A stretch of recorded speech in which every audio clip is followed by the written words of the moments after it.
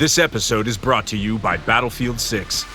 Battlefield 6 is the ultimate all-out warfare experience. Rip through the skies in aerial dogfights. Demolish your surroundings for a strategic advantage. Harness complete control over every action and movement using the kinesthetic combat system. Drop into multiplayer with your squad, or fight furiously as a member of the Dagger 1-3 squad in a gritty, adrenaline-fueled single-player campaign where you'll defend a world on the edge of collapse.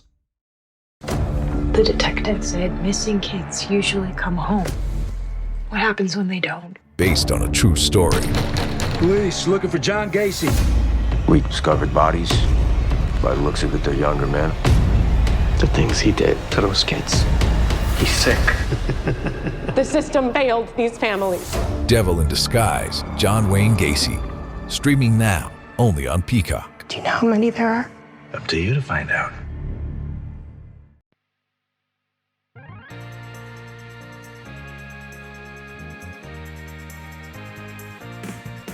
Welcome to the All Things Nintendo podcast. I'm Brian Shea, and this is a weekly podcast to discuss all the biggest news and games from the world of Nintendo.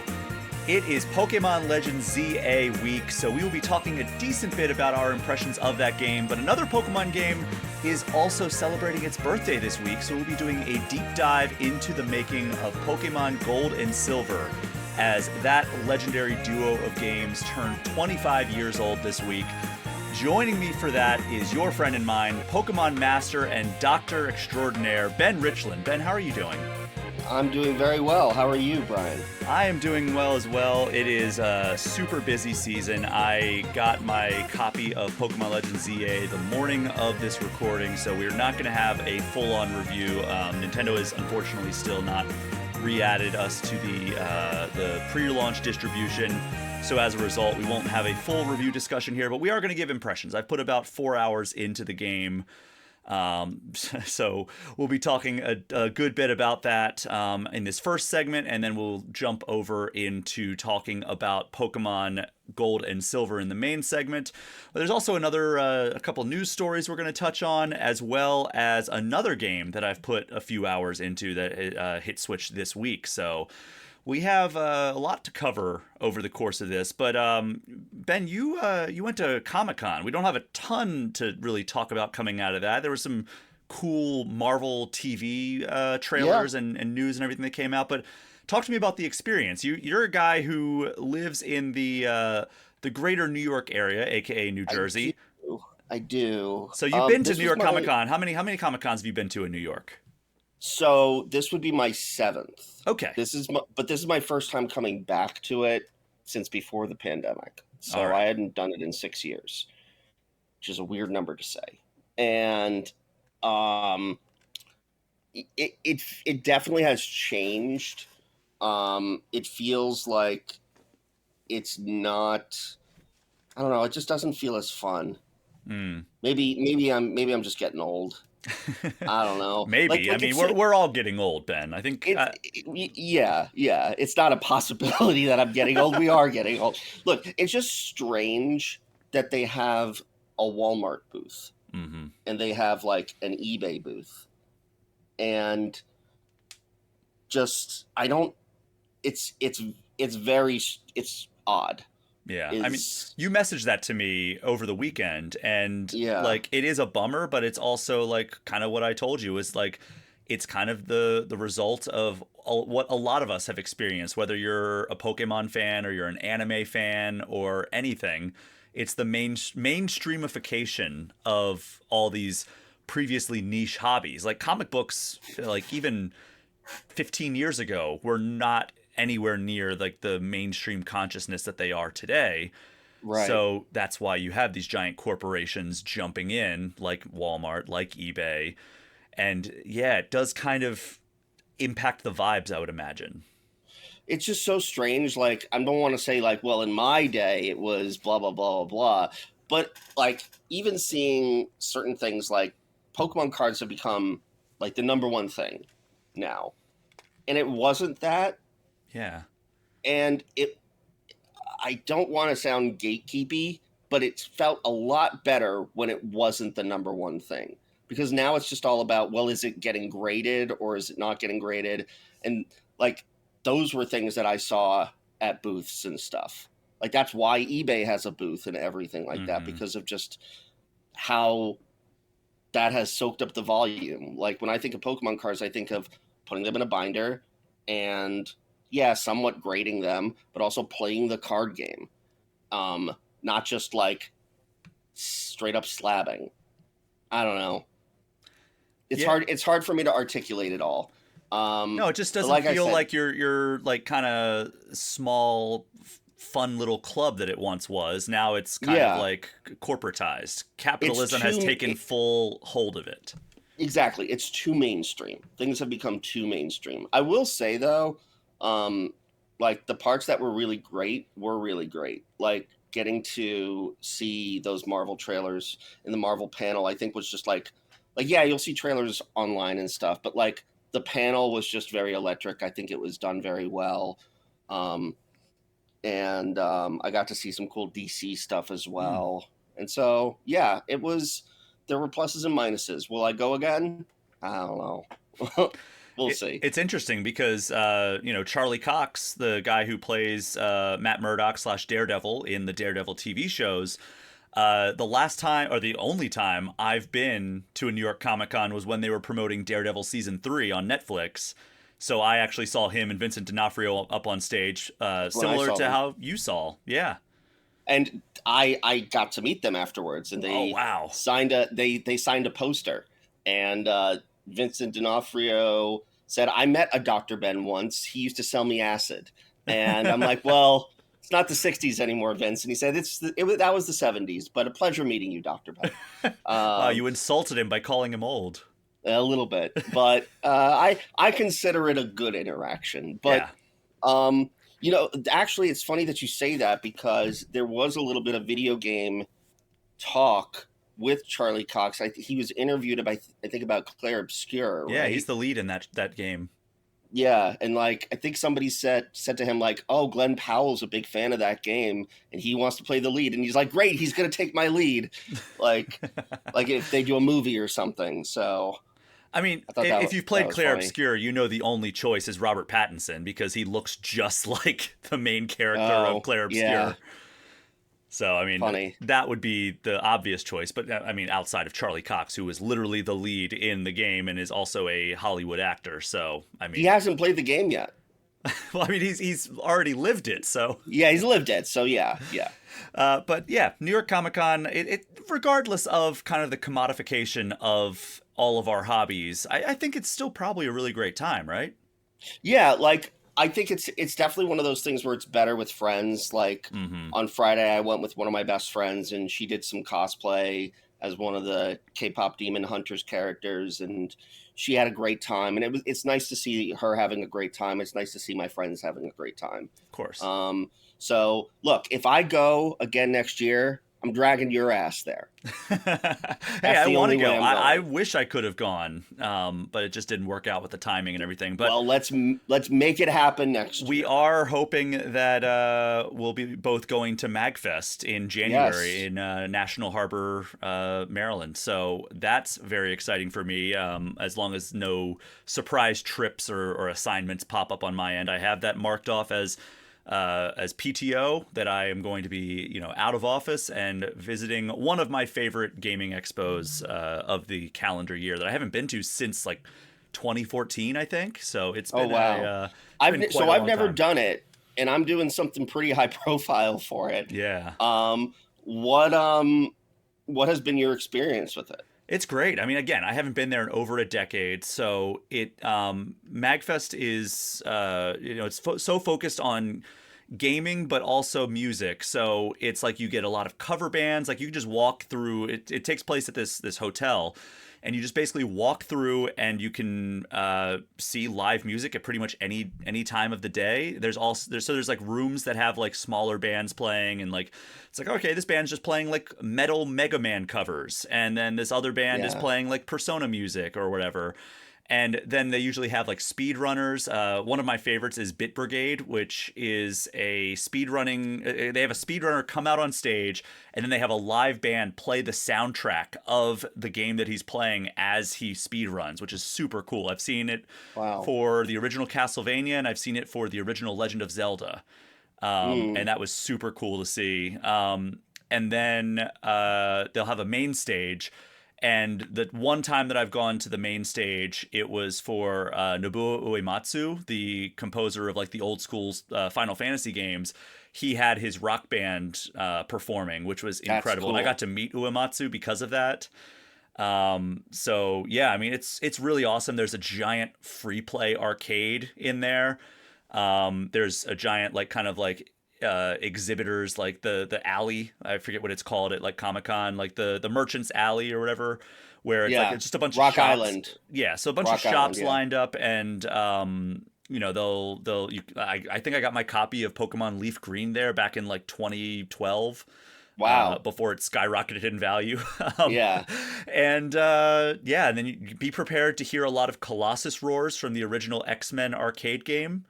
That became a meme at MAGFest because the free play arcade, for whatever reason, the X-Men arcade machine was so much louder than everything else.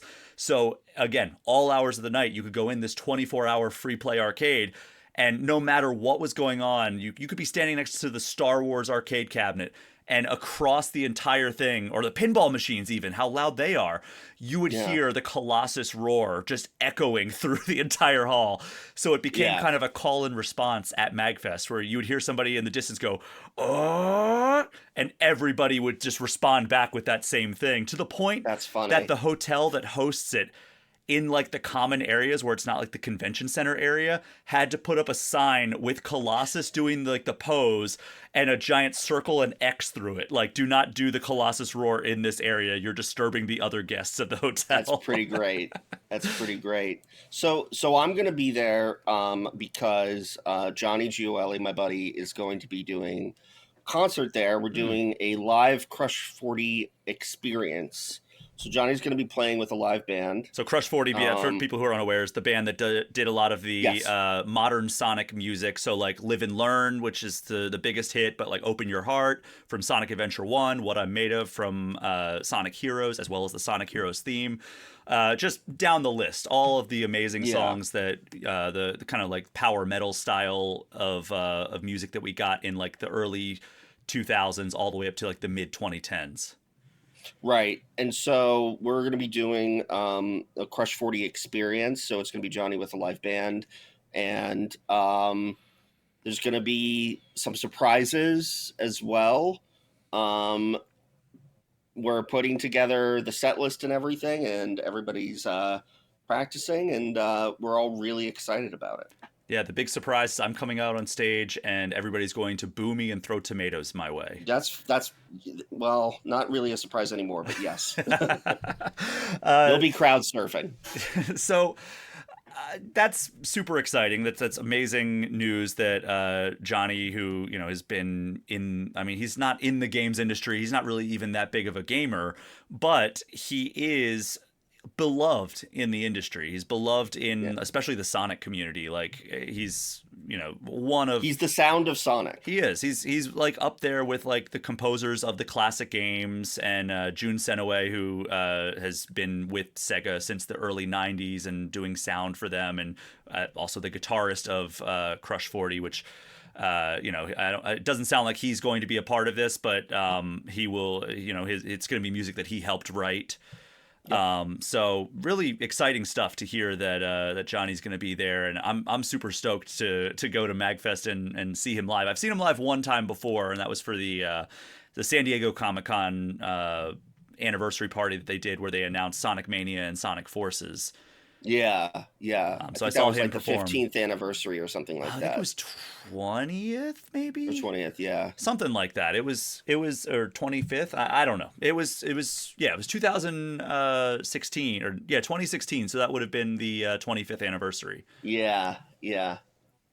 So yeah, crazy. Super exciting for that. Very much looking forward to MAGFest. Glad to hear that NYCC, while disappointing in some ways, was super fun in other ways.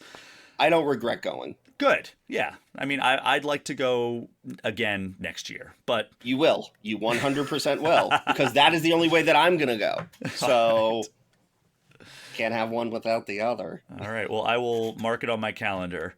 Yes. But let's get into a little bit of news here. There hasn't been much in way of news this week, but I did want to briefly touch on the fact that Nintendo was actually hacked by a group called the Crimson Collective. There were initial fears that personal information was compromised or that like a bunch of like development assets had leaked, but according to Nintendo, it was minimal damage. Here's their official statement. They said, quote, "We have not confirmed any leak of personal information and there has been no leak of development or business information." So according to Nintendo, it seems that the hack was mostly used to do some kind of digital vandalism, but nothing too super disruptive. But that said, there was also a hack of Pokemon about a year ago, and those hackers have now released a ton of information. Among that was early development videos from Pokemon Legends ZA, as well as some indications of what is on the horizon for the Pokemon franchise. My personal policy, is to not cover any of the contents of leaks that were obtained by malicious hacks. So we will not be getting into the contents of those, but just thought it was worth noting. Ben, there's also one other piece of news that came in right before we jumped onto this podcast that I do want to talk about. So Shinobi Art of Vengeance, a game that I love. It's in the top 3 of the year for me. It's published by Sega, developed by Lizard Cube, which is the developer behind Streets of Rage 4. Honestly, one of the best action games, one of the best 2D action games, especially, that I have played in many years. They have a Sega Villains Stage DLC that is coming out. They've already announced 2 of the 3 villains that you're going to fight that are crossover villains from other Sega games. So it was Dr. Eggman, obviously. Of course it's going to be Dr. Eggman. Death Adder from Golden Axe. So that's a deep cut. And then we got the third announcement just before we jumped on, and it is a really fun pick. I was speculating, like, all right, do they go with just something like super off the wall? Like, do they go with like a Persona villain? Do they go with like the Taxi from Crazy Taxi or something like that? Or like maybe like one of the villains from Super Monkey Ball? But no, they are going to RGG Studios for the Yakuza series. Goro Majima is the third villain to join the Sega Villains Stage DLC. So joining Dr. Eggman and the Death Adder, we now have Majima. We still don't know when it's coming out, but that's a fun addition. Like, are you a Yakuza fan? You know what? I started playing Like a Dragon. Okay. Yakuza Like a Dragon, and but other things just came up, and I just like didn't really like get fully into it. It does seem like it's like the franchise 100% seems like it's up my alley. And at some point when things slow down, whenever that is, yes, I will absolutely check out Yakuza. You know what you should do, especially if you want to become familiar with Majima and like the mainline series, which stars Kiryu. You should play Yakuza 0 Director's Cut, which just came out on Switch 2. Because it not only adds extra content that was, I guess, previously either cut or only available in the Japanese version. I think it added English voiceover. And Yakuza 0 is a prequel to the rest of the series. And it's a dual protagonist story. So Majima isn't a villain in this one. He is a protagonist, a playable protagonist alongside Kiryu. Kiryu is like the main series protagonist before it changed like fully over to the Like a Dragon franchise, and like Ichiban became like the main protagonist in those games. But yeah, it tells an incredible story. Majima is one of the best characters in any Sega game in that game, I would say. You really, really fall in love with the character, and it's like they do a great job with that game, and it's to this day it's my favorite Yakuza game. Interesting. So yeah, it just came to Switch 2 at launch of the Switch 2. It's been on PS4 I think since 2017 in the US. You were talking about this game and how much you liked it. Yeah, I mean I love the Yakuza series.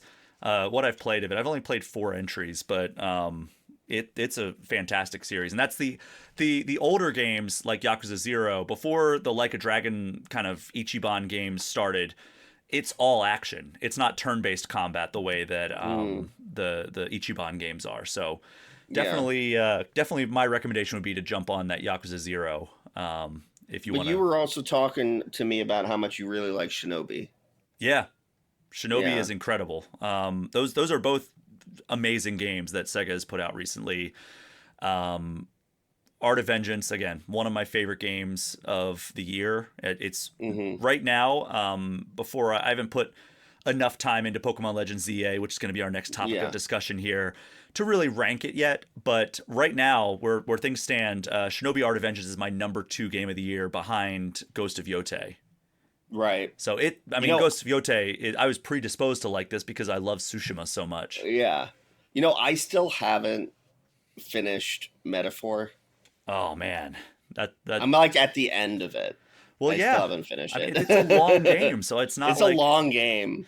It's from the people who make Persona, so of course it's going to be a long game. Finish training for the day? Time to fight post-workout fatigue with Core Power Protein Shakes. They're packed with 26 grams of high-quality protein to build muscle and electrolytes to help hydrate. The nutrition you need to help your body replenish, rebuild, and repair post-workout so you can power on to the next one. Champion your recovery with Core Power. Visit corepower.com to learn more. Yes, I have a full-time job. But Ben, we're going to transition over to a couple of impressions that I want to give. But before we jump into those topics, just a reminder that you are listening to the All Things Nintendo podcast. This show arrives in your podcast feeds each and every Friday, completely free. But if you'd like to support me and allow me to keep on making these episodes week after week, you can join the Patreon for as little as $3 a month. That gets you access to the community Discord, which lets you chat it up with fellow listeners of the show. Plus, it gets you priority access to Q&A episodes.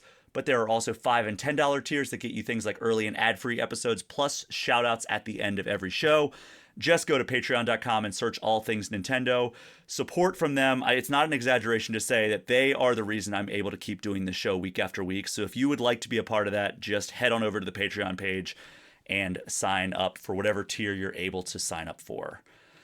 All right, Ben, as I mentioned at the top of the show, one of Nintendo's biggest releases of the year came out this week, and it is Pokémon Legends ZA. This is a game we've talked a lot about in the lead up. I went to Paris to play it and came away from that early gameplay session extremely impressed. And I have put about 4 hours into the full game now that it is out.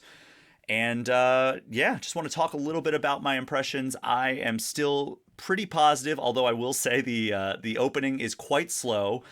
I'm about 3.5, 4 hours of like story in at this point, and it's just starting to kind of wrap up kind of the exposition. It feels like where it's like there's still a lot of action going on where I'm like, okay, well, like it's breaking up kind of like the narrative dump and like the tutorialization by being like, okay, yeah, that's all we need to do for today. Go spend the rest of your day catching wild Pokemon or completing side missions or battling and like completing these battle zone challenges and everything.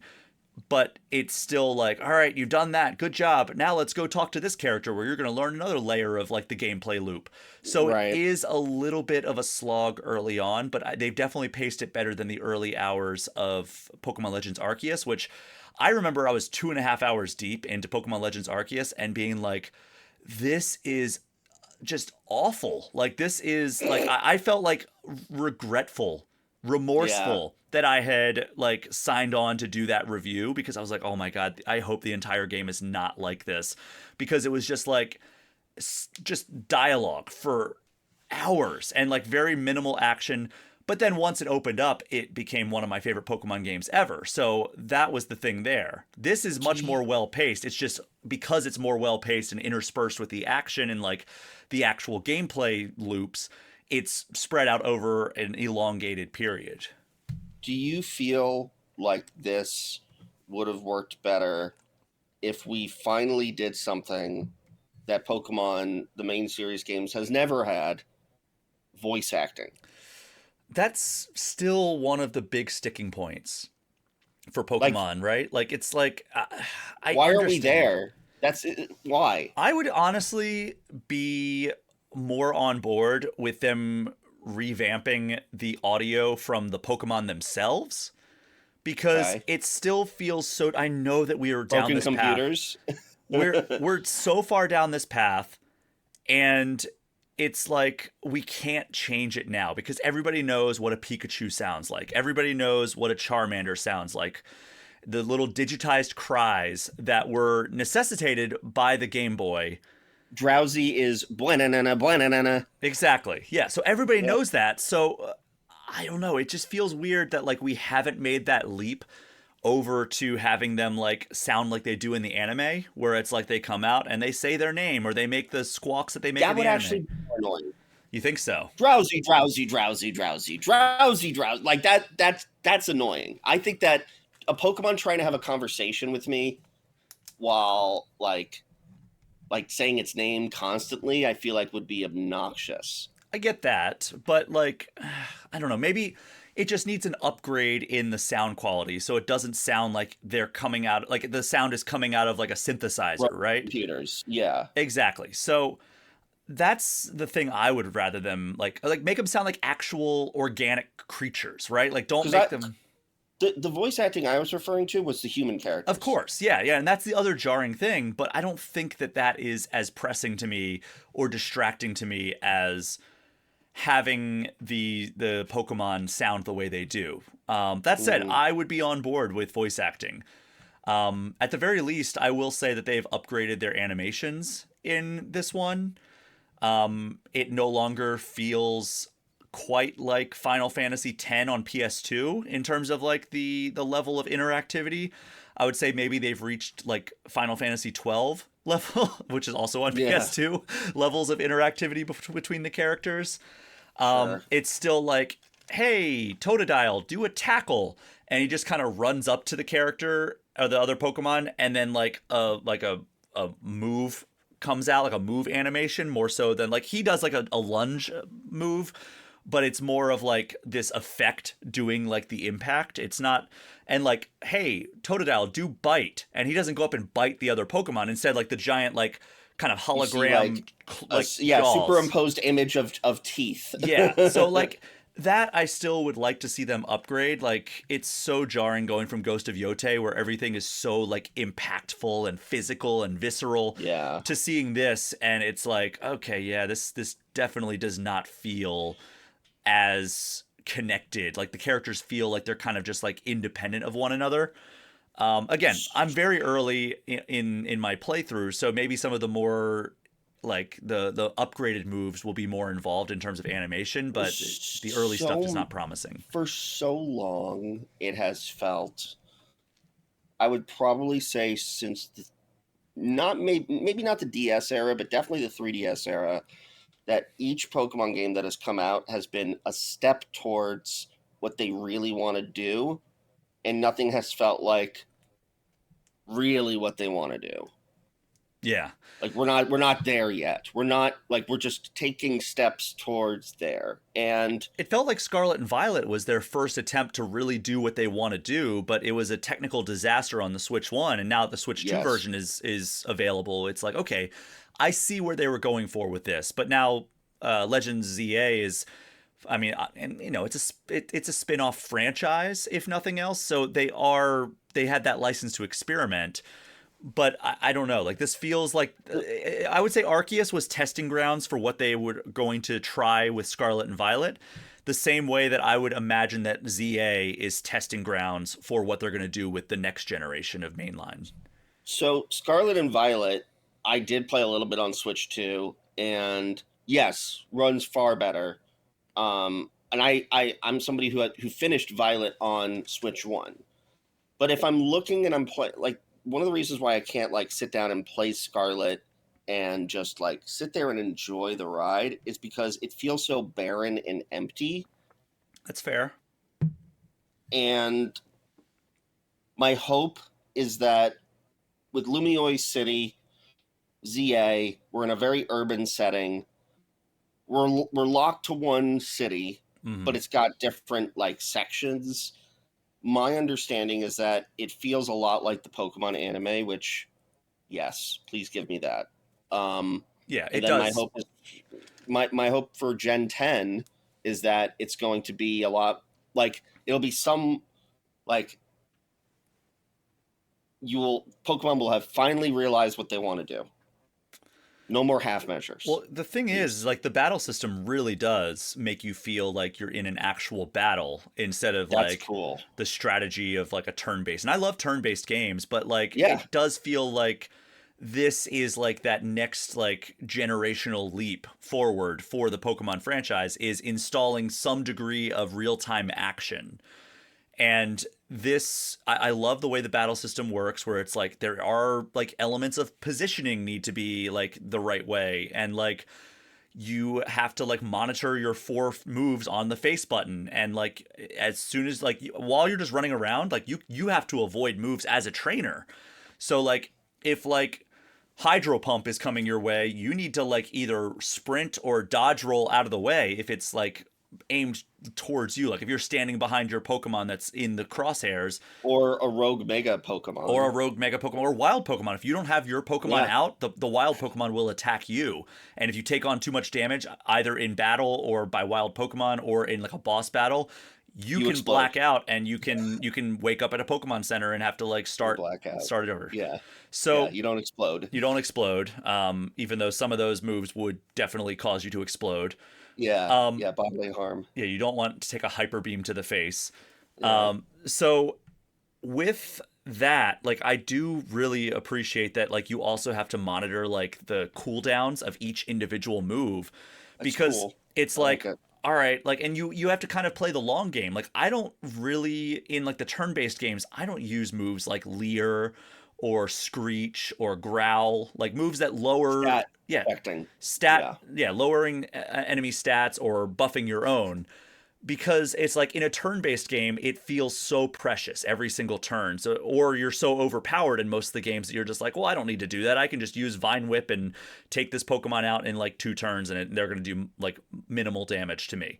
So in this one though, because everything operates on a cooldown, I'll be like, okay, Totodile, use Bite, then use Water Gun, then use Tackle, and then while those 3 are recharging, why not lower his defenses and use Leer? Yeah. And it's like, or like if you're like a level 10 and I had a situation where I was a level 10, like all my Pokemon were like around level 10, like, 8 to 11 was like their range. And there was like an 18 Pidgeotto, and it was in like the battle zone. And I was like, oh, okay, well I need to play the long game with this because I'm just gonna have to chip away. So I sent out one of my Pokemon, and I didn't even try to do damage with them. All I did was just do like defense lowering attacks and attack lowering attacks on that high level Pokemon. And then when it came time for me to send out my damage dealers, they were a lot more effective, even though like, they were still like 7 to 8 levels below the Pidgeotto. That's great. Like hearing that sort of like line of thinking for gameplay. I don't think Gen 10 is going to have this.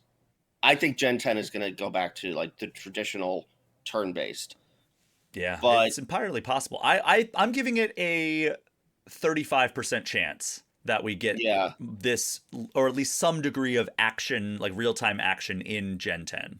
So my hope is that they find some weird mini like middle ground.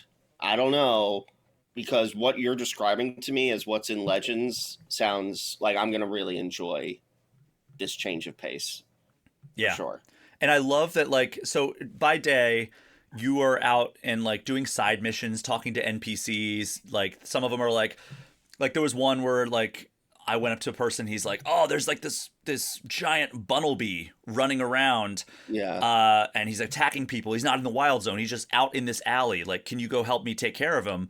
And you go over there and you fight. It's an alpha Bunnelby, so it's like super powerful. There's alpha Pokemon. Alphas are back from Legends. Yeah, and they're large. They got the glowing red eyes.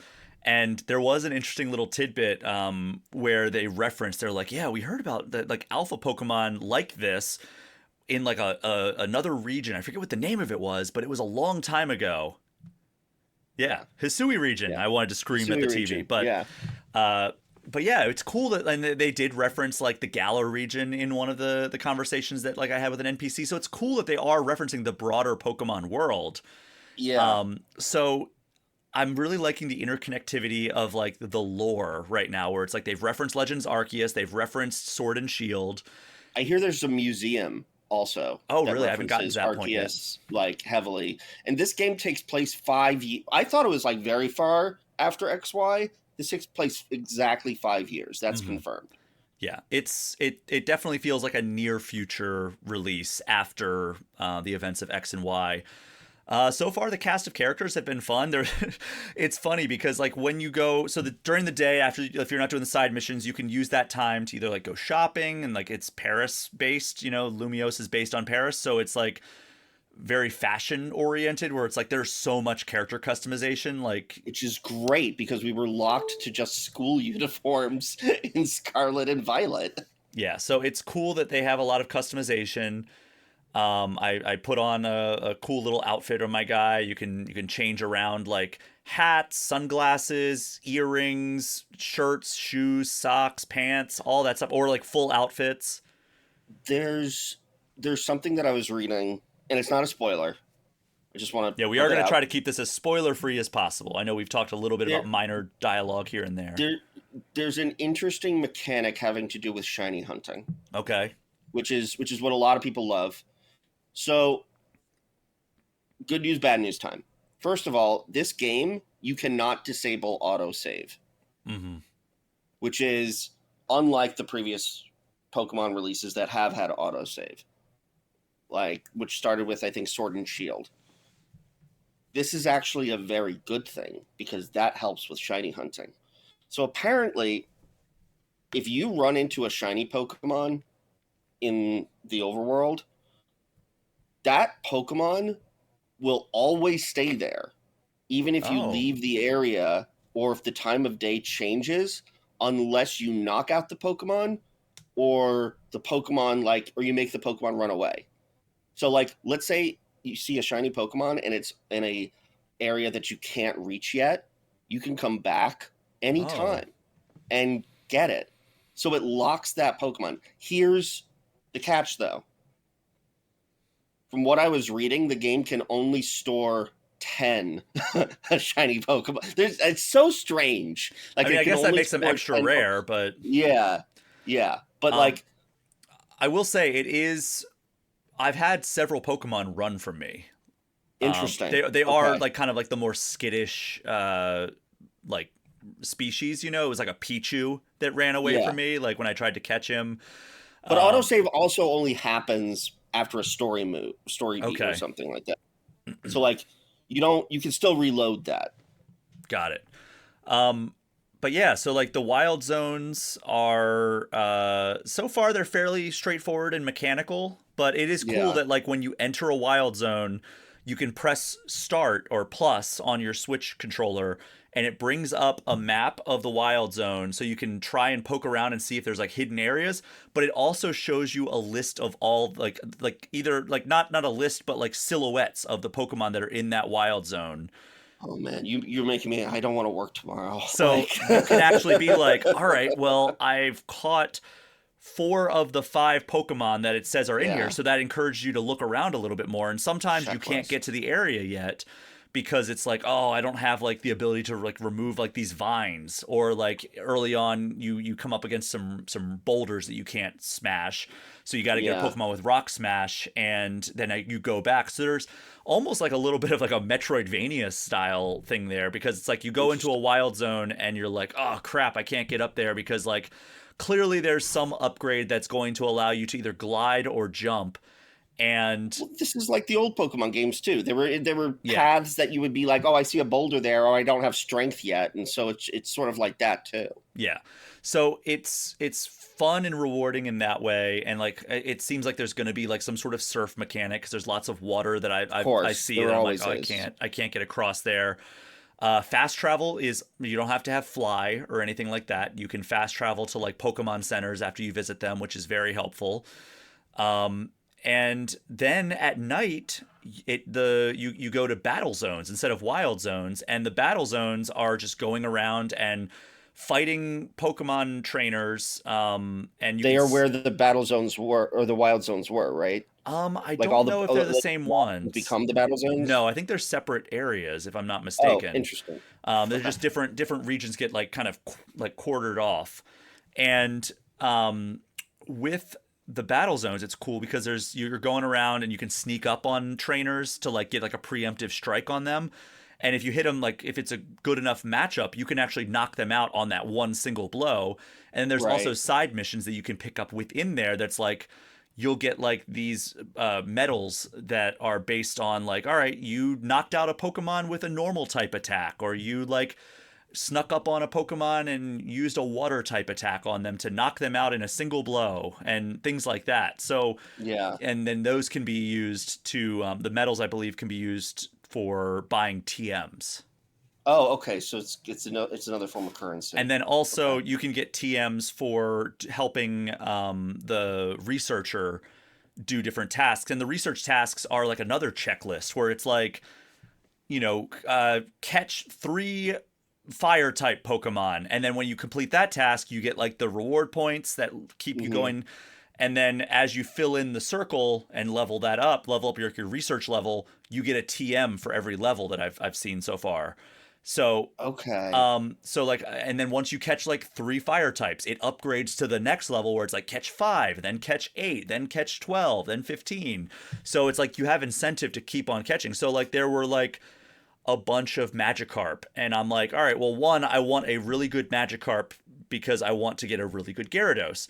So I was like looking at like all the stats of them, but then as I was catching all the Magikarp, I was like, oh, okay, I'm getting like more and more water type rewards for this. So it's really rewarding in that way so far. It sounds like field research tasks from Pokemon Go. It absolutely is, and like you said, you're assisting the researcher of the region, so it's very much inspired by that. Interesting. And then you're helping a detective as well, which is where a lot of the side missions come into play, where it's like one case was like the woman was like, oh, I lost my wedding ring and my husband passed away, so I think I left it in the cemetery. And so you have to go in the cemetery, and there's a Pokemon that has picked it up, and you have to battle the Pokemon and get it. Pokemon. Yeah, of course. So is the detective Looker? Yes. Oh, really? Okay, that makes me very happy. He's one of my favorite characters. Well, it's not Looker is not the detective that you're searching or you're helping, but it's called the Looker Detective Agency. Oh, that makes me less happy. But I'm sure, I mean, that may hint that we see him in the future. Because at the end of X and Y, the detective agency, the post game became the Looker Detective Agency. Yeah, so you are helping out the detective agency in that. So it's a character named Emma, who I like a lot so far. Was from X and Y. Yeah, so I. Hello, Finny. Did you think our story was over? It's the grammar. This Friday, You're dead. Dead is just a word. critics are saying Ethan Hawke is pure nightmare fuel. Finny. Discover the secret behind the mask. What do you think happens when you die? It's time to find out. Black Phone 2, only in theaters Friday. Rated R, under 17, not admitted without parent. Like Emma. And then Tawny is the other character that's from Team MZ, which is like kind of like the team that you join very early on, and it's like a group of like 4 characters, and like you're basically going around and helping to like solve these problems and like level up your rank. So like after you collect enough like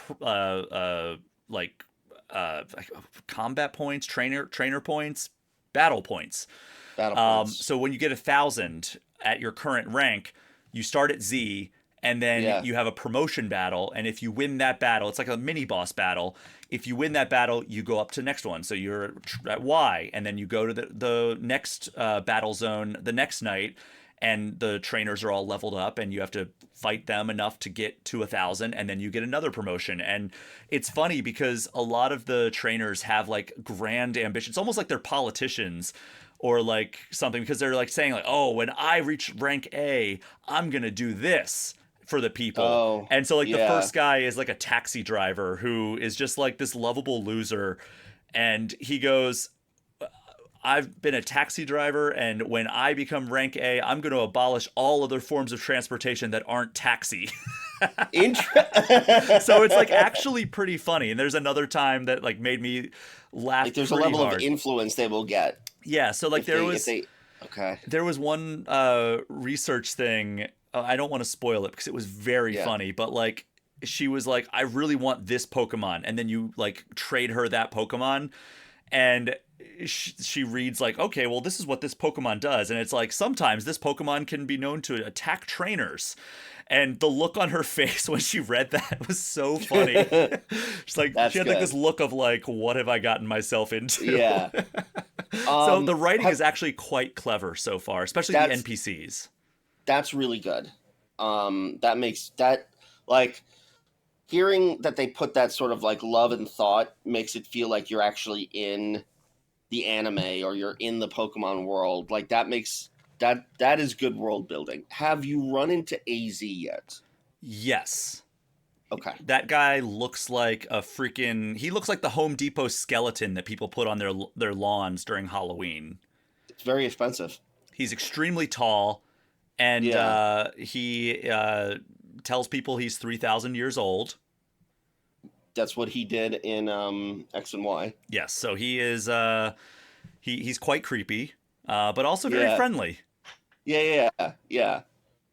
He's based on a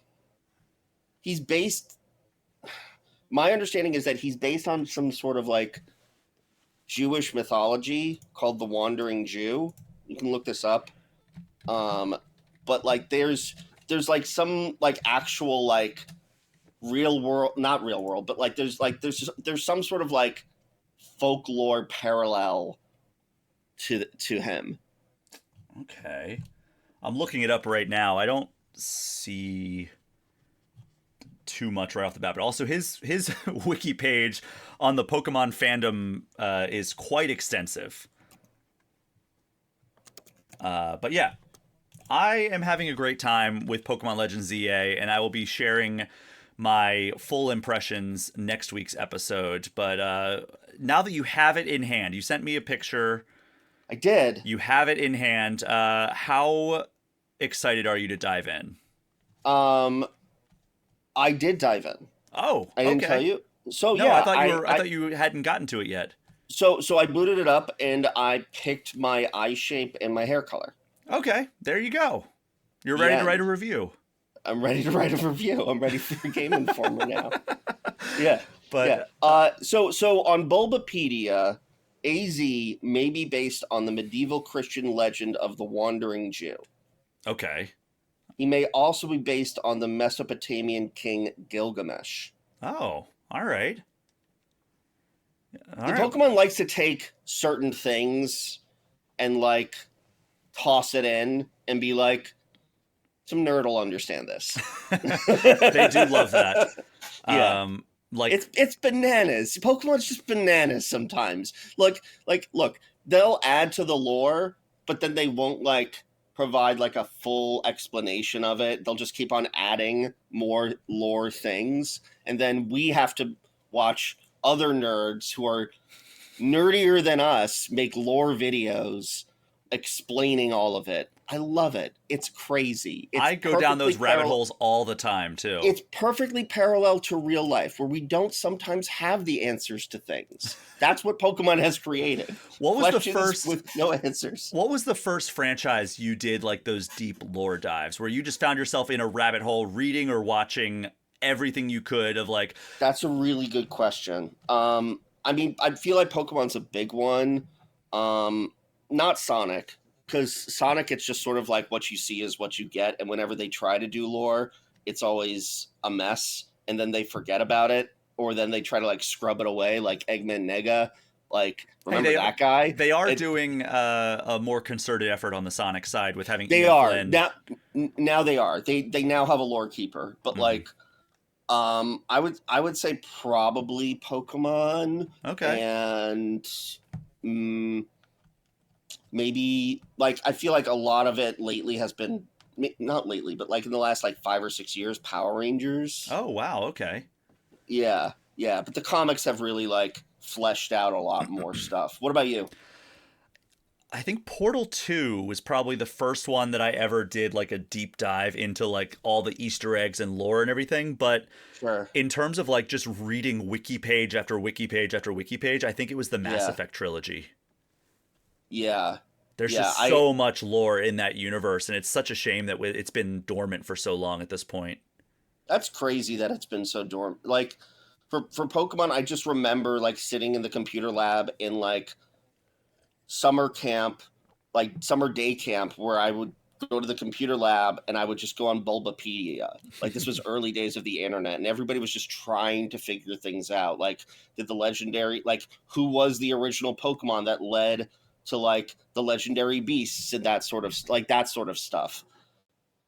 Yeah, it was all crazy. Yeah, I mean, there's a lot of Pokemon lore that you can dive into, and like what And that you inspirations just don't have an different things answer are. for. Like it took me way too long to understand that Articuno, Zapdos, and Moltres were Uno, Dos, Tres. I did not know that for the first several years of my Pokemon fandom. Yeah, yeah. Look, the Arceus lore is screwed up. Arceus is a straight up villain. He transported the main character and Ingo from the subway and just like stuck in the past with like never going back home. That is creepy. That's weird. I mean, there's a lot of lore that, I mean, I actually wrote, I think I've told you about this, where I've did an article for Game Informer about the creepiest Pokédex entries. Yes.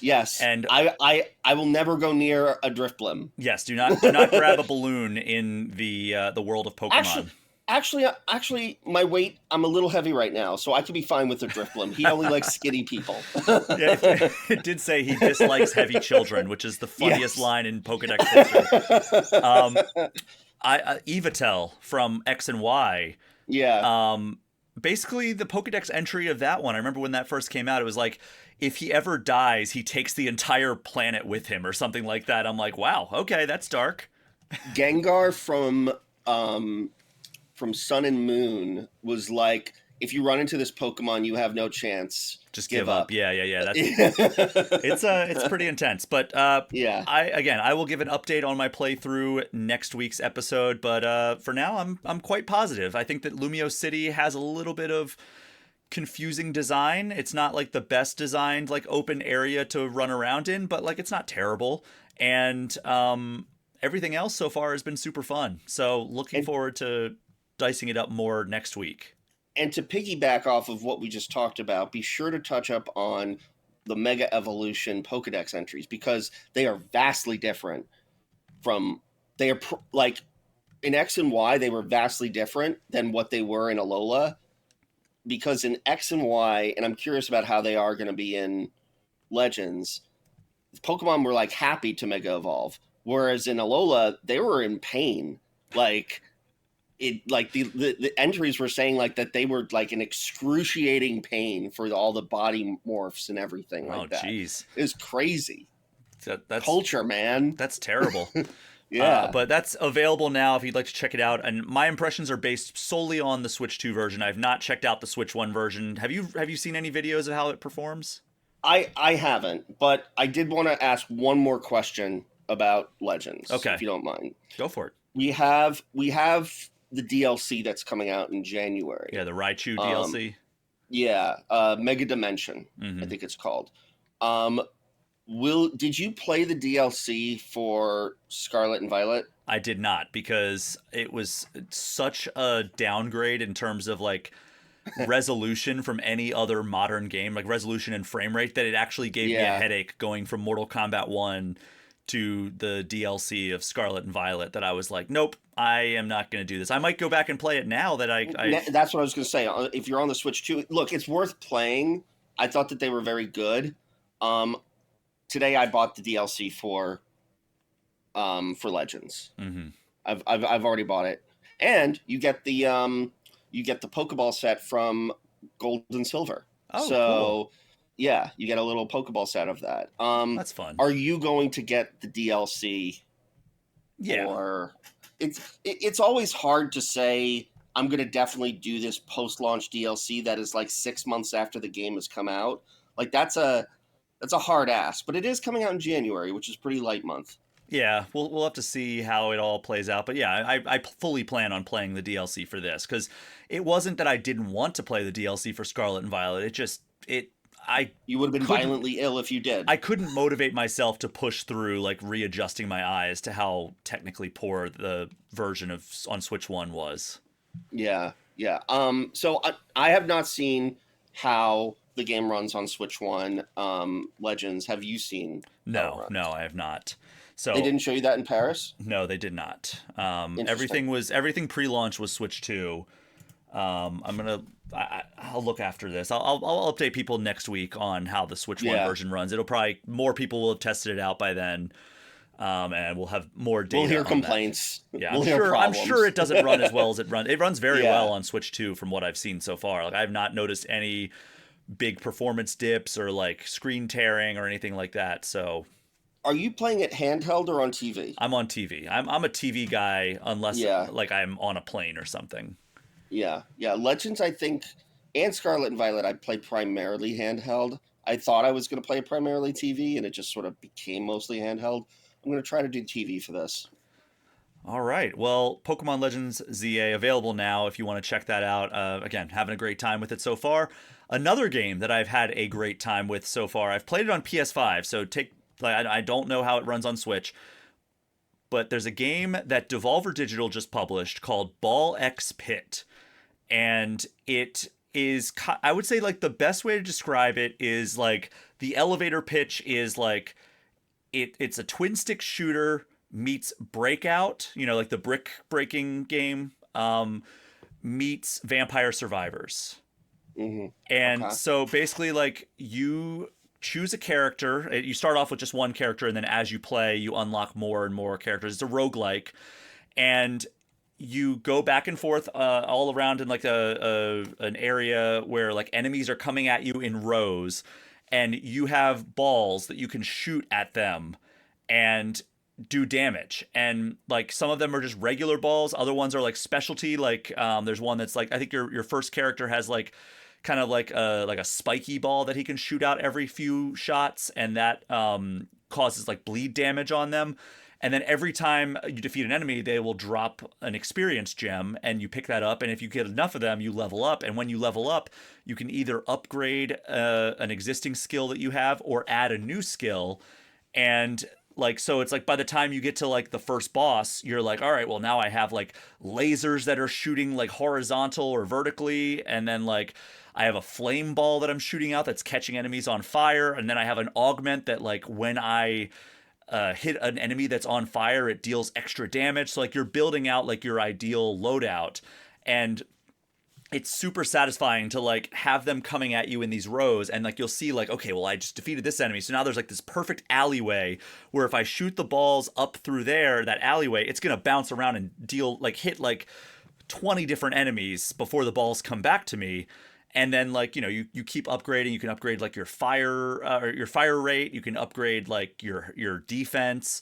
And then as you do that, you keep unlocking new characters or finding blueprints that you can use your resources to unlock new villagers.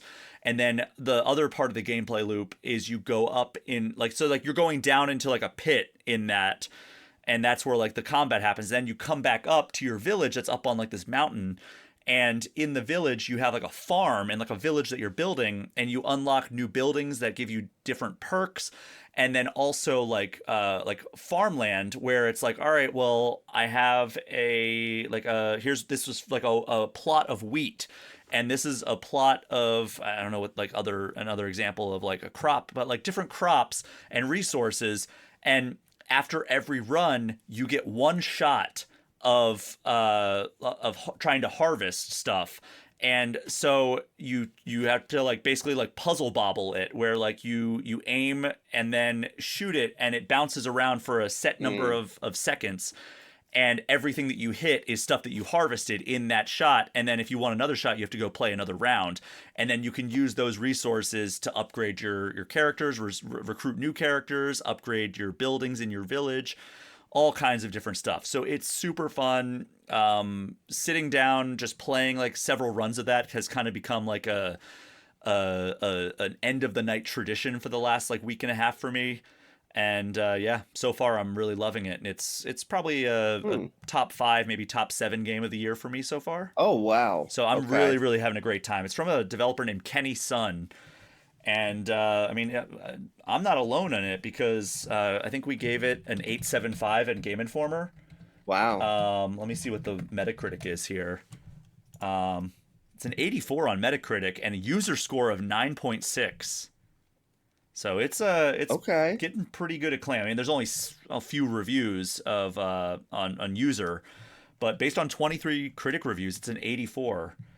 So very much enjoying Ball X Pit, and I don't know how much it costs. That can be kind of the eShop gem of the week here.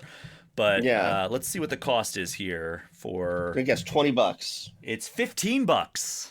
Ooh. So yeah, and it's going to be a good one for Switch too. I wish that I had a Switch copy. I might end up buying a Switch copy, even though I already have it on PS5.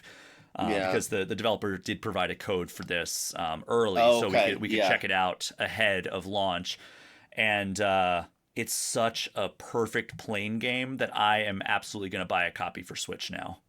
Awesome. But yeah, that is the only non-Pokemon topic that we have, basically. Outside it does include a ball. It includes a ball. It does. Oh my god. Imagine if the Switch version had a Pokeball where you could catch the enemies coming at you and then use them in... Oh, what a collaboration.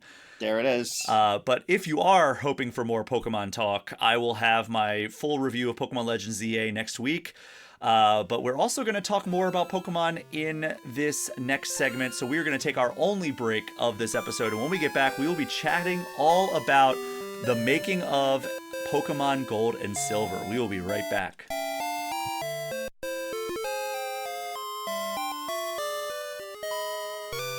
The family that vacations together stays together. At least, that was the plan. Except now, the dastardly desk clerk is saying he can't confirm your connecting rooms. Wait, what? That's right, ma'am. You have rooms 201 and 709. No, we cannot be 5 floors away from our kids. The doors have double locks. They'll be fine. When you want connecting rooms confirmed before you arrive, it matters where you stay. Welcome to Hilton. I see your connecting rooms are already confirmed. Hilton, for the stay.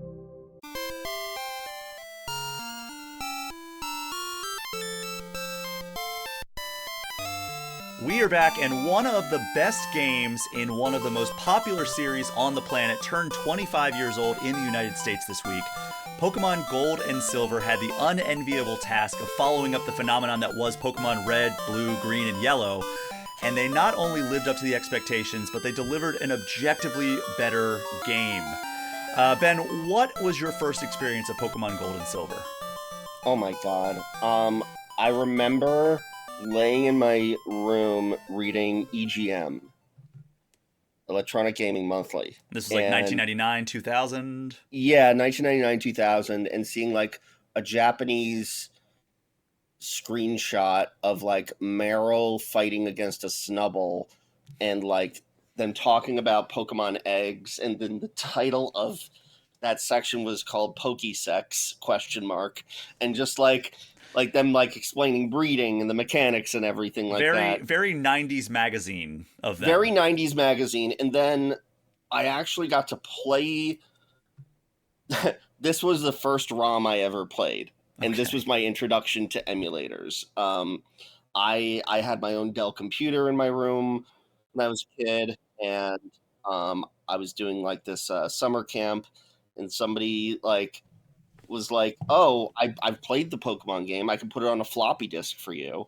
And floppy disk, and here is the emulator. And I'm like, "Okay, how do I do this? How do I do this?" And I was able to play a partially translated version of Pokemon Silver, which was just so bananas and bonkers. And if I remember correctly, the problem with the game was that you couldn't save because then it would just crash. So you had to do save states, and so after you beat the Elite Four, spoiler alert, whatever, you get to go to Kanto. But in order for that to happen, you have to let credits roll. You have to let the game save. So I never got to do that until I actually got the regular game. But like, I mean, even the lead up to it, with the anime and everything, where you had the first Pokemon movie and Meryl and Snubbull showed up in the Pikachu short, and then Donphan showed up, and then you had the Lugia movie, Pokemon 2000, The Power of One, and so like even like all of that stuff, I was like, this is so my jam. Like it really felt like a sequel in every sense of the word, and it was just such like. It was such a phenomenon for me. Like, I feel like that was my childhood. Gold, Silver, and Crystal were my childhood. Do you have a favorite Gen 2 Pokemon? It's Lugia. Okay. And Lugia's in, like, my top 5 Pokemon of all time. That's a good pick. He's in my top 3 for Gen 2. It's probably, like, him, Totodile, and Tyranitar. Yeah, like, that's probably, like, my top 3 as well.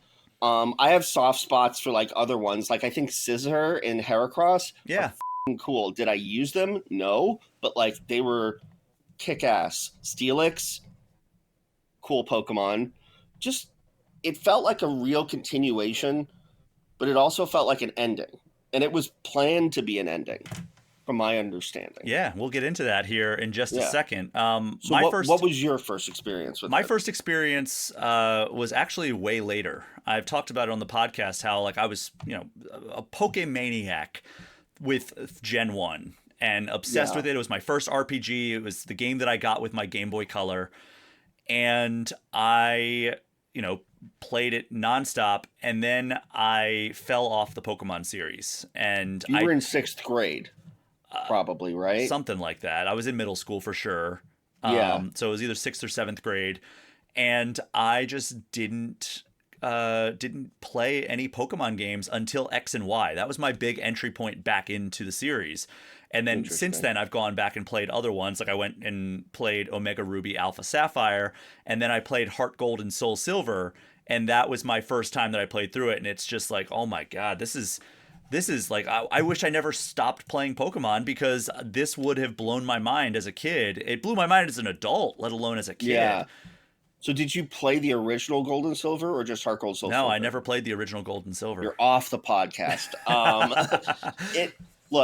Heart Gold, Soul Silver is probably my favorite Pokemon game of all time. And I mean, you don't have that without Gold, Silver, Crystal. Yeah. It's just... I mean, Heart Gold and Soul Silver is my favorite Pokemon game of all time as well. So I'm right there with you. So let's get into the making of Gold and Silver. This is going to be primarily focused on the original games, not really focused on Heart Gold, Soul Silver. But we are going to start... Or Crystal, right? A little bit of Crystal, but not really the making of that. We are going to start a little bit about kind of the fallout of Red, Blue, Green, and Yellow. And as usual, the bulk of my research came from Iwata Asks. There were some other things that I also pulled from a Game Informer article, actually from 2017. So the Iwata Asks that I found was about Pokemon Heart Gold and Soul Silver. So whenever they do that, they usually do touch on the creation of the original game, or like in the case of like when they were doing like an Iwata Asks for like New Super Mario Brothers, they talked about the creation of the Mario series a lot. So like that, I knew if there was a Heart Gold, Soul Silver Iwata Asks, they would probably talk about the creation of Gold and Silver, and sure enough, they did.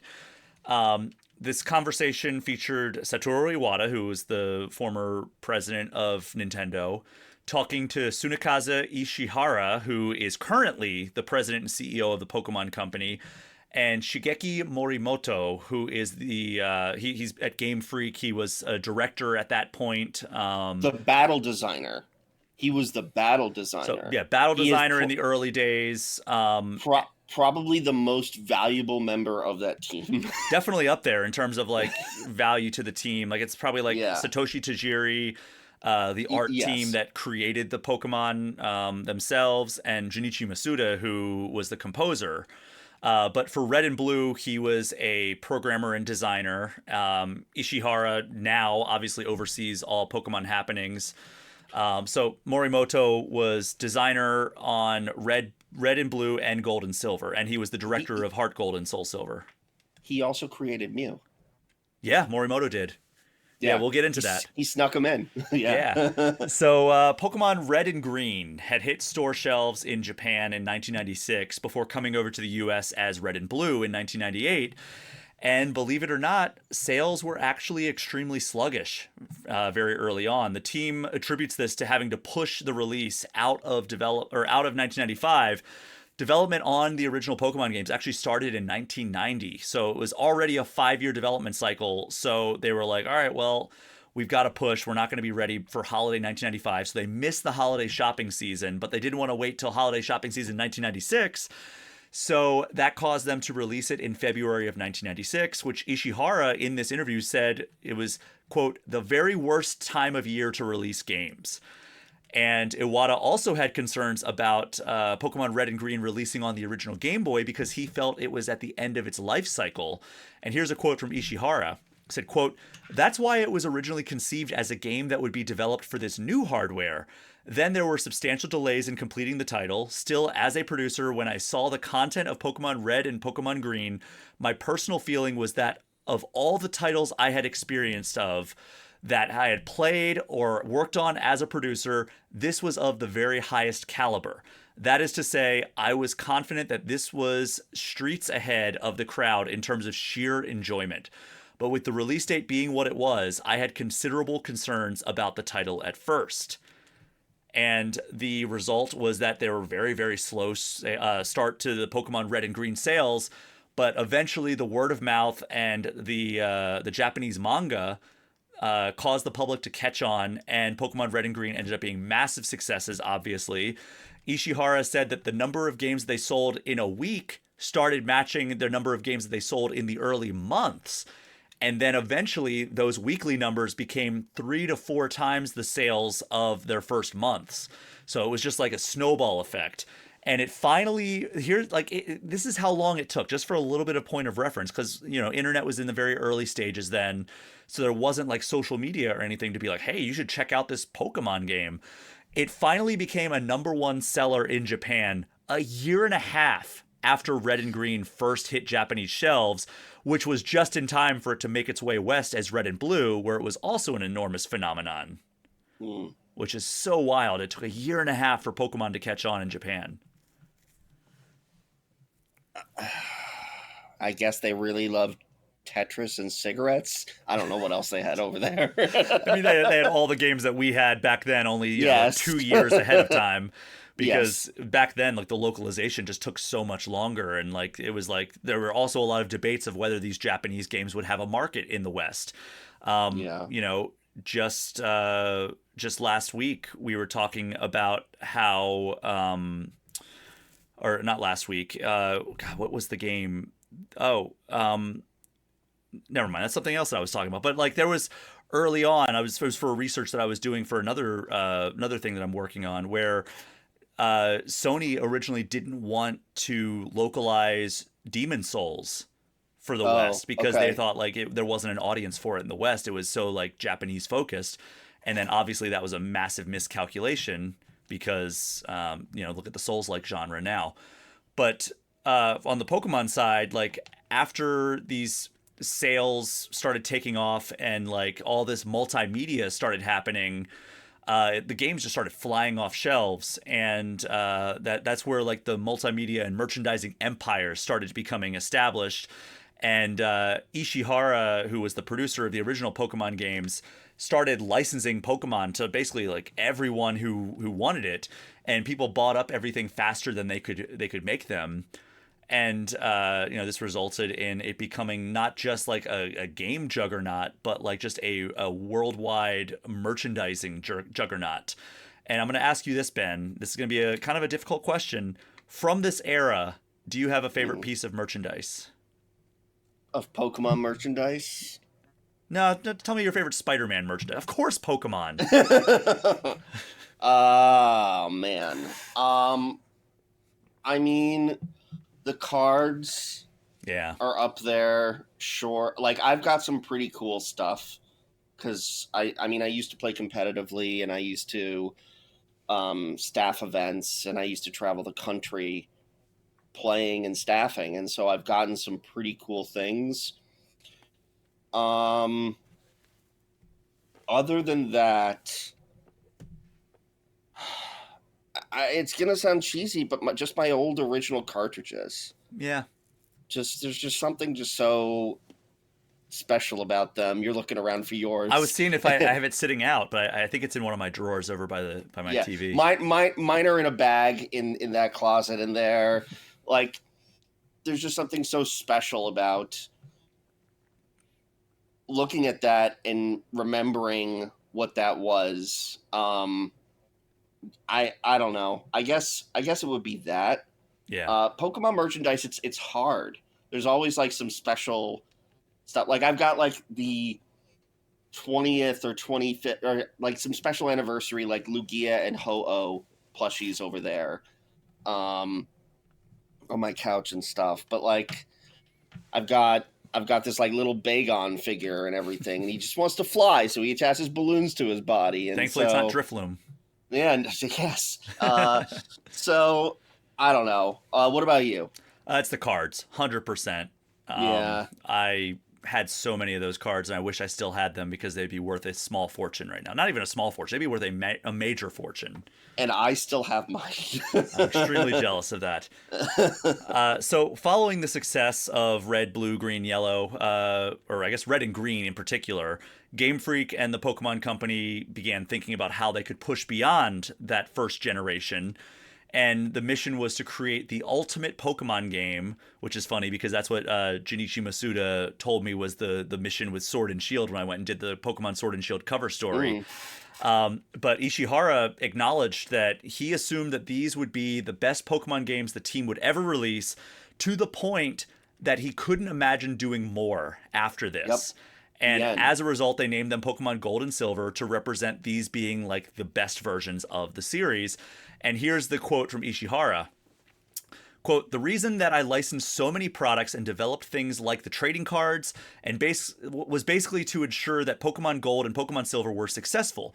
I felt that was my primary role. So at the time, I worked with the assumption that after we put out Pokemon Gold and Pokemon Silver, my work as far as Pokemon was concerned would be done. So for me, Pokemon Gold and Pokemon Silver represented the finish line. I didn't intend to make any more Pokemon titles. I even thought that once we entered the 21st century, it would be time for me to do something else entirely."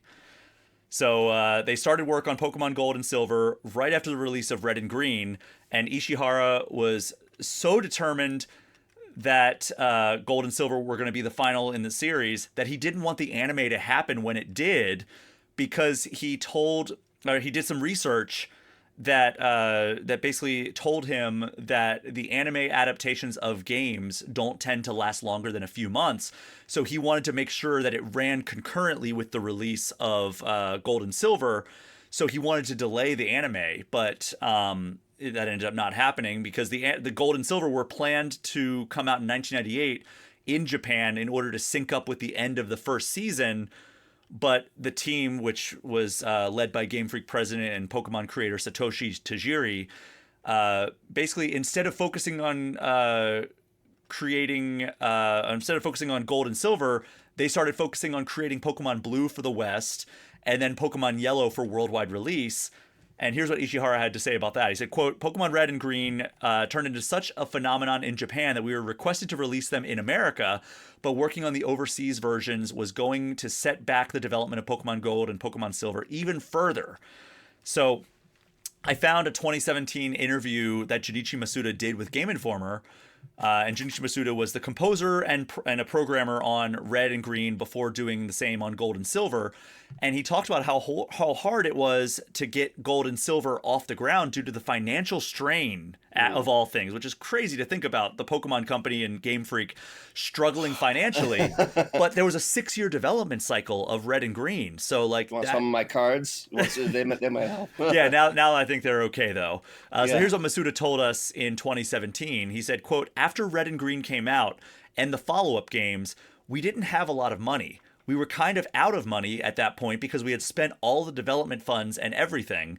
So we needed to make other games to stay in business. So Game Freak had been creating other games that actually never came out to the US, in addition to those upgraded versions of Red and Green being Blue and Yellow.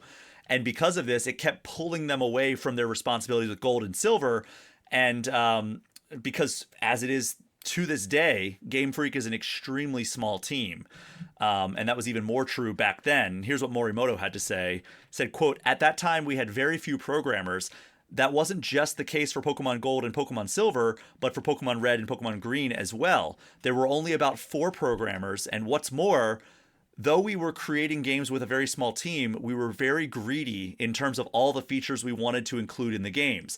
I think that may be why they experienced such a difficult birth." So a lot of things going on with like trying to figure out what they want to put on and put into the game. And despite, go ahead. Just as a sidestep, there was, when they were making the second Pokemon movie, I don't know if you knew this, but like the person who wrote that movie wrote like the majority of the anime, and he had created Lugia for Lugia to just solely be for the movie and not be in a game at all. I don't remember that fact.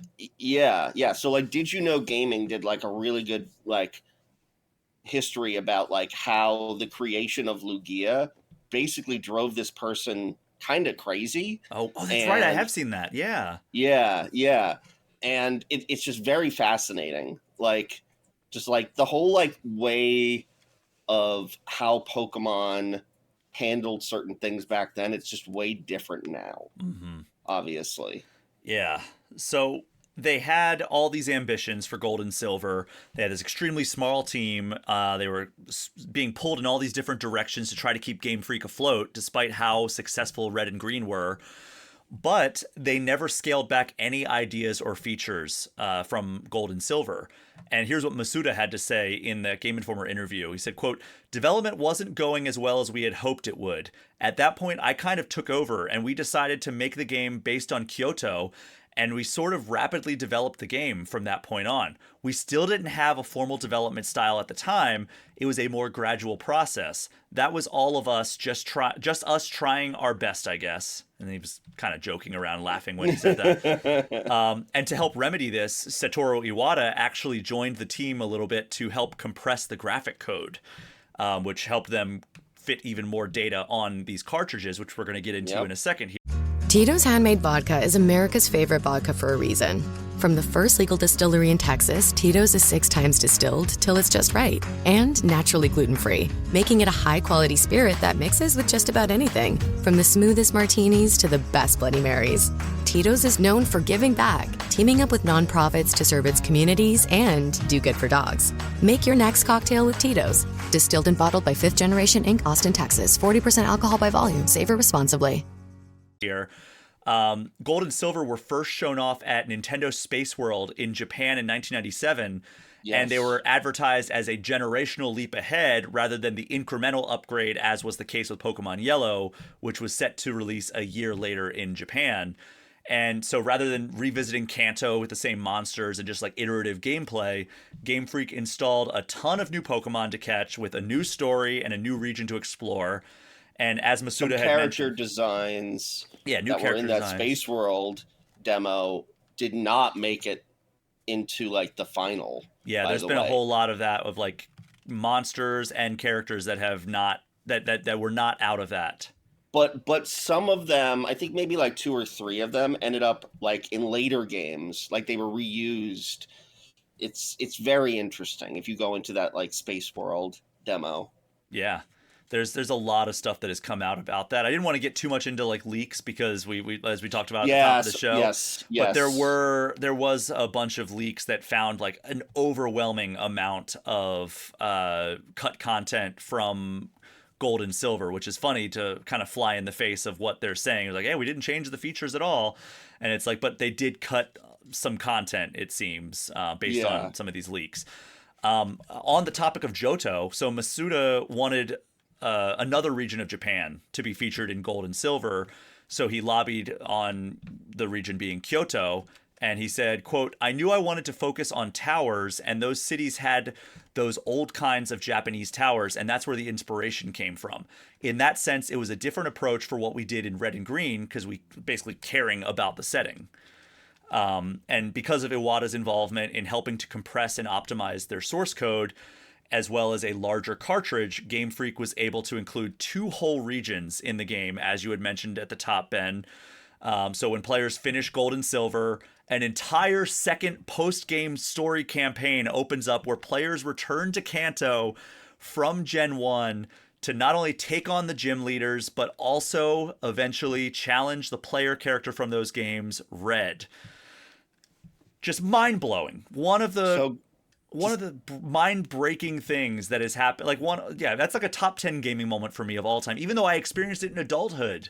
Like, you have to understand that, like, that was my Star Wars. That, like, it was that and the second season of Digimon. Like, those two things, like, defined, like, storytelling in my brain and everything like that. It was just so great. Like, how, like looking back, like, Kanto was very watered down in Gold and Silver. Like, there wasn't a Safari Zone in the original. They did bring it back in Heart Gold and Soul Silver. Certain things were destroyed, like the volcano erupted and destroyed a lot of the volcano islands.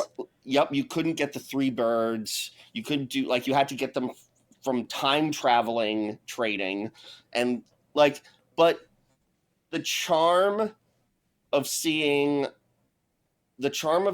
like Kanto essentially 3 years later. God, and seeing the passage of time, different events happening. The charm of that, and seeing that, much like the real world, not everything just stays the same. Things change, whether or not that's good change or bad change. Some things, sometimes there's failure, like the Rockets were trying to bring back their boss, and that wasn't happening. And, like, just certain things I think were just so well done that whether or not it was, like, intentional to, like, have that kind of really deep feeling of story that was just, like, that resonated, like, it was marvelous. Mm-hmm. Yeah, and that's still one of my favorite gaming moments. I love that, like, certain gym leaders are different. Like, I think Koga had retired, and it's like his daughter now. No, he was Elite Four. He ascended. Oh, okay. And his daughter was a gym leader. That's so cool. I love that. Yeah, and like you go around and mess up stuff with Lance. Like you mess up the Rockets with Lance.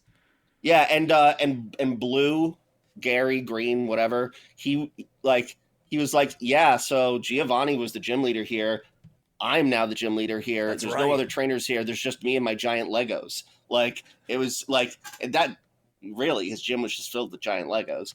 And it was just, like, so interesting just how they did certain things. Yeah, I loved it so much. It really, like, Pokemon Gold and Silver's main story is fantastic, but that really elevated it.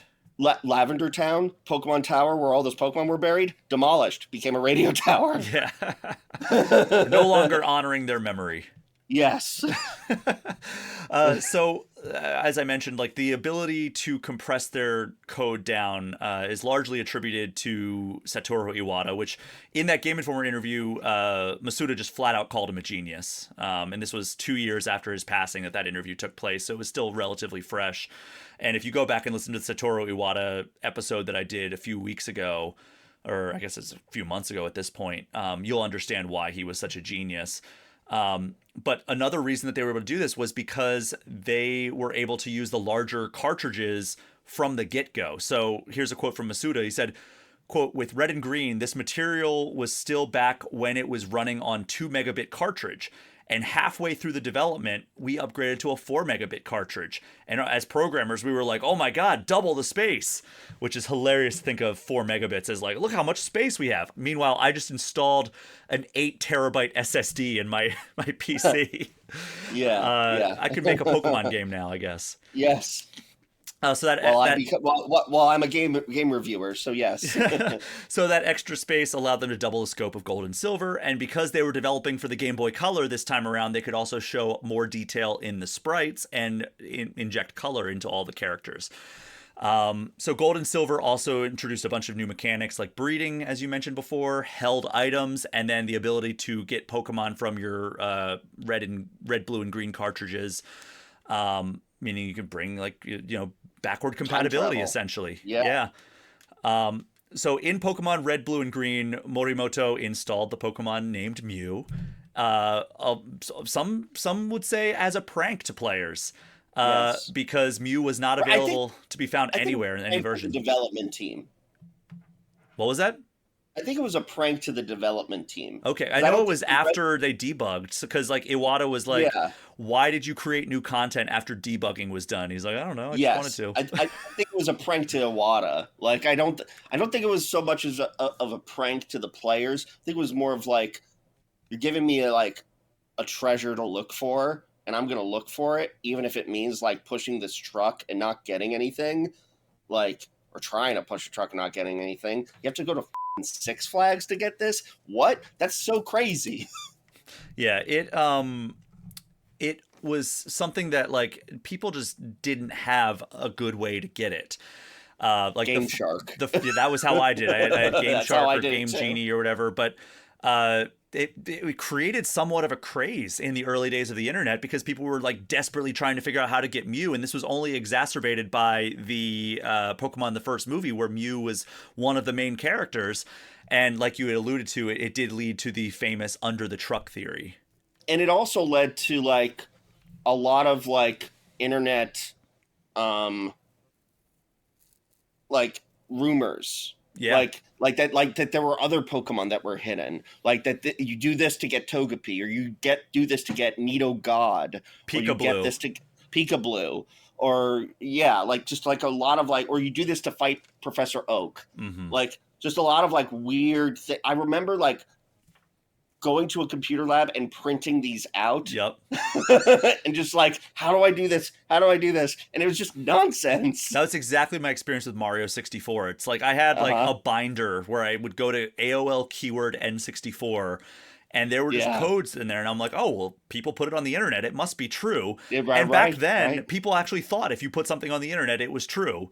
And it was all nonsense. So like I was like, oh, okay, I need to do like this very specific, very arduous thing to get Luigi in Super Mario 64. Obviously impossible, but I tried it, that's for sure. Somebody was like, there's a Pokemon named Anthrax that you can catch. That's and right, I'm like, yeah. So to try and recreate this craze, Game Freak and Morimoto created Celebi, which is another mythical Pokemon that could... Celebi, Rayquaza, whatever. It's tomato. Although Rayquaza is the official pronunciation I learned from Sarah Natacheni when she came on the podcast. Celebi is definitely... like, that was in a movie. In 2 movies. Well, so is Rayquaza. Yeah, that's true. So, basically another mythical Pokemon, Celebi. I'm never going to get that right. Celebi, another Pokemon that can only be received via Nintendo promotions, and the first of these events was Space World 2000. Yeah, it was at Space World, but it was also for Pokemon Crystal. You got it. This was the original DLC where you had to have like a Japanese cell phone in order to get it, or like it was just so like. I remember. I started like remembering this as I was like walking to the gym earlier. I'm like, oh yeah, that's how like people got it. Like it was just crazy. And they should do that for the Pokemon Legends ZA DLC. You have to go buy a Japanese cell phone in order to get it. Yeah. I mean, we get some element of that nowadays with you have to change like the region of your eShop and all that stuff to get certain things. So loopholes. But notable is that Space World 2000 is where the famous Super Mario 128 and realistic looking Zelda GameCube tech demos that were shown off, which eventually came back to bite Nintendo because people were like, oh, we're getting a sequel to Mario 64, and then it was Mario Sunshine, and people were upset. And then, oh, we're getting a realistic-looking Zelda, and then we got Wind Waker, and people were upset. So that was a monumental event. And now Space World doesn't exist anymore. It does not. So Pokemon Red, Blue, and Green were in development for, I guess Pokemon Red and Green were in development for 6 years. Pokemon Gold and Silver were in development for 3.5 years. finally coming out in November 1999 in Japan on Game Boy Color before coming to the US on October 15th, 2000, which is why we're talking about it on this episode. And the game was critically acclaimed. Silver got a 91 on Game Rankings, and Gold got an 89, so very high scores. Went on to sell more than 23 million copies, which fell short of Red and Blue, but not by that much. Red, Blue, and Green and Yellow, or Red, Blue, and Green sold 31 million copies. And I think Yellow sold 14 million copies. So 23 million was above Yellow, but below Red and Blue. And here's what Ishihara said after the release. Quote, "I remember that when Pokemon Gold and Silver were released, I felt like a burden had finally been lifted from my shoulders. We'd had our sights set on the finish line of Pokemon Gold and Silver for so long, and now that we'd finally completed the major series running right through from Pokemon Red and Pokemon Blue, I felt I could say to Tajiri-san, I've fulfilled my duty." But obviously that ended up not being the case, as Gold and Silver sold even faster than Red, Blue, and Green right out the gates. And as a result, the number of licensing proposals and additional games flooded in more than before. And as a result, Ishihara said that the anime needed to continue. So he laid out ways that that could happen.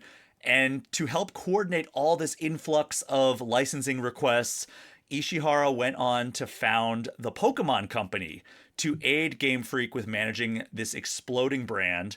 And this was around the time that Satoru Iwata left HAL to join Nintendo.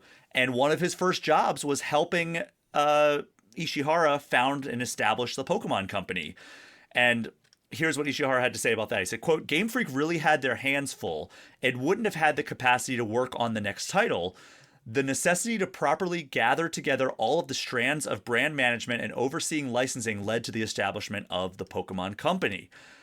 And, the Pokemon Company is still running to this day.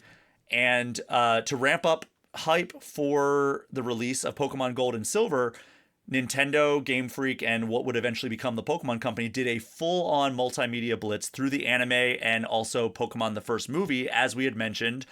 That gave us our first look at some Gen 2 Pokemon through the animated short that aired before it, starring Pikachu and several Pokemon. Togepi in the anime as well. Yeah, Togepi was in the anime. Donphan made his debut in Pokemon the first movie. And that came out a full year before Gold and Silver. Both in Japan, it came out a year before the Japanese version of Gold and Silver, and then it came out a full year before the US version in the States. And Ash was 10 years old forever. Forever. So Nintendo this time actually anticipated massive sales. So they ordered 8 million cartridges at launch. And unfortunately, an earthquake hit the cartridge factory in Taiwan. So they had to cut their initial shipment, which created a massive shortage of copies at the launch window. Some people were critical of Nintendo, saying, "Oh, this is the standard Nintendo practices of artificial scarcity." But there was an actual earthquake that did damage their factory, so they did have to resort to leaning on some of their other production centers.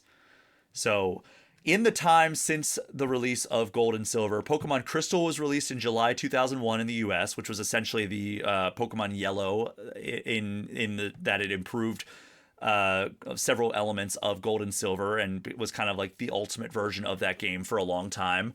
Then in 2009, they were remade as Pokemon Heart Gold and Soul Silver for the Nintendo DS.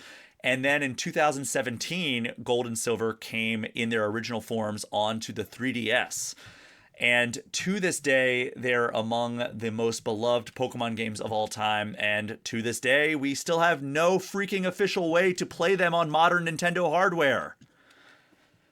Dumb. It's so stupid. So obviously Ishihara's assumption that Pokemon Gold and Silver would be the end of his obligation to the Pokemon franchise proved completely untrue, because he's still the president and CEO of Pokemon Company to this day. We still see him in every Pokemon Presents live stream. Morimoto still at Game Freak. His most recent work, as far as we know, is on Scarlet and Violet's battle system. And then Junichi Masuda would elevate beyond composer and programmer to become the figurehead of Game Freak, as well as the director of Ruby Sapphire, Fire Red, Leaf Green, Diamond Pearl, and a few others. And then he then became the series producer at Game Freak up until 2022, when he left Game Freak to join the Pokemon Company as Chief Creative Fellow, where he joined Ishihara in kind of overseeing and shepherding the Pokemon franchise as a whole. Purina believes no one should have to make the impossible choice between their own safety and their pets. But nearly half of domestic abuse survivors delay leaving because they can't bring their pets with them. Through the Purple Leash Project, Purina is helping create more pet-friendly domestic violence shelters so survivors and their pets can escape and heal together. Visit Purina.com/purple to learn more.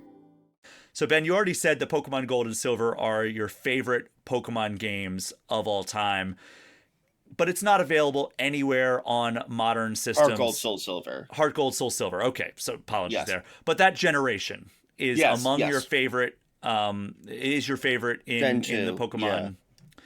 Give me your realistic pitch, and then give me your dream pitch for how they could pull off a modern remake of Gold and Silver. So realistic pitch first, and then give me your dream pitch that you don't see Game Freak going for. Ooh. You didn't ask me this before the recording, so I'm really on the spot. Or just give me your dream remake if you just want to go that route. So the question is realistic pitch, or dream pitch and realistic pitch, or what was it? Give me a realistic pitch, something you could see Game Freak doing, and then give me your dream pitch of like, all right, this is maybe a little bit beyond what Game Freak has shown that they are willing to do. Okay. I mean, I can just give you mine if you want to take a second to think about it. Give me yours. I'll think about it. So I think my realistic pitch would be Let's Go Johto, right? Like, do what they did with Let's Go Pikachu and Eevee, just a modern retelling, still very linear based, still like the basic structure of Gold and Silver, Heart Gold, Soul Silver, but, you know, add a little bit of content and give it modern graphics, give it modern mechanics, hopefully not the Pokemon Go inspired mechanics that we had in Let's Go Pikachu and Eevee, but just basically bring it in its essentially current form to modern consoles with, you know, all the quality of life stuff that you would expect. That's my realistic pitch. I would probably, do it as Let's Go Johto, Let's Go Meryl, Let's Go Togepi. Okay, those would be your two. That would probably be like, well, if I were to go with what you were saying. Yeah, Togepi would definitely be one of them. I don't know if Meryl would be the other one, but I don't know who else. Yeah, that's the thing. I felt like Meryl and Togepi were because Meryl showed up in the movie, and then Meryl was part of the Orange Islands. Yeah, and it was a hallmark. It was a promotional Pokemon. It was It was one of the two cards given on Japanese ANA Airlines. That's right. To advertise. Like there was a lot of stuff with that Pokemon. So that was your realistic pitch. What's your dream pitch? My dream pitch would be remaking it in the style of Scarlet and Violet, where it's an open world Johto. The cities are fully realized. It's not just a little towns that you go to here and there, because the scopes of those, the scales of those cities on the Game Boy games in particular are quite humble. So if you actually build it out and make it feel like a living, breathing Pokemon game, use all of the lessons that they've learned through the development of Sword and Shield, the Legends games, and Scarlet and Violet, I think you could make an incredible recreation of Johto within the format of that. Just open it up a whole lot, and also give us full interactivity between the Pokemon. Don't give us like the PS2 era animations where it's like they do a gesture in the direction of the opponent Pokemon, but it's mostly like those floating holograms that are doing all the heavy lifting. Give us actual interactivity, and then give us basically the open world version of Johto, and then you travel across, and guess what's across the water? Open world Kanto. Here's my dream scenario. My dream scenario. So your realistic scenario would be Let's Go Johto, or my realistic scenario would probably be more towards a Legends Johto. Okay. It would probably be more towards a Legends Johto, and it would take place in the past. We would see about like what happened with the towers. That would be that would be the form of revisiting things. That would be my realistic. And I for a time I felt that was going to be our next Legends game. Me too. I was very surprised that they ended up doing Kalos. But I guess there's a certain logic to why they did Kalos. I felt like it was the place that had the most unanswered questions when you finished X and Y. Like, what was the story with Zygarde? Oh, well, we'll do something with it in Sun and Moon. Well, what you did in Sun and Moon doesn't really answer a lot of things. Like, there were so many things about it. Yeah. So that's your realistic pitch, and I like that. So you're thinking less of a remake and more of a prequel. Yeah. Okay. My dream pitch would actually be also not a remake, but 3 years after you beat Red. So 3 years further in Johto. Mm-hmm. And you revisit Johto, seeing that change. Oh, so you get to see the passage of time in Johto, like a flip in the script there. Do you get to go back to Kanto again? And you would also get you would get to go back to Kanto. If I had more time, I would have fleshed this out more. But like that, like that's like gun to my head. Like, what is your dream pitch? Like, my dream pitch is to see more of these characters and see more of them develop, while also it being more of a open world. It wouldn't be top down. So it would very much look like what you're saying with Scarlet and Violet and everything, but you would be able to go into houses, you'd be able to go into places and everything. Riding Pokemon would probably be the beasts, the 3 beasts, and you would learn their history as well. Damn it, I want it now. Well, maybe one day we will get that, or at the very least, maybe we'll get the original versions or the DS remakes on Switch 2. God, I want that. But, Ben, thank you so much for joining me for this episode of All Things Nintendo. Thank you for having me. And thank you so much, everyone, for listening. As you know, my Patreon and the associated Discord server are the best ways to get any questions or comments in, but you can also get in touch with me at brian@allthingsnintendo.com, or hit me up on Blue Sky or Instagram at Brian P. Shea. So Ben, as we mentioned, I will be seeing you at MAGFest 2026 in January, but where can the people find you online in the meantime? You can find me on Twitter. Somehow I'm still there. Dr. Ben MD, or you can find me on Instagram, Ben Richlin MD. Working on several different projects. Some stuff it's stuff that I can't really talk about yet, but you will find out and hear about them soon. Very much looking forward to that, but that is our show for this week. Thank you again for listening. Take care. We'll see you next time.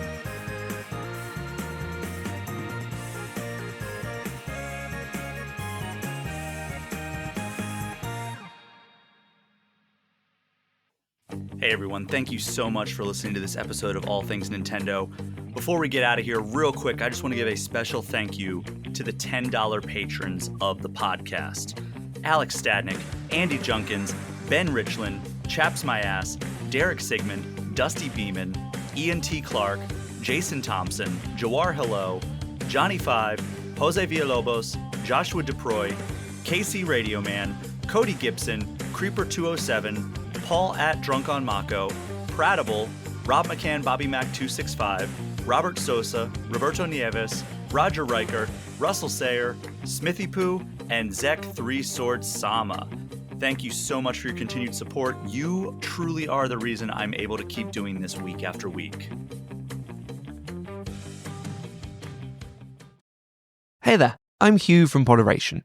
If you like today's episode, why not check out The Next Session, your D&D agony aunts there to answer all of your questions. Join Adam and Alyssa as they answer questions sent in by listeners like you about how to solve the problems that come with running and playing in all sorts of different tabletop scenarios. Available wherever you get your podcasts.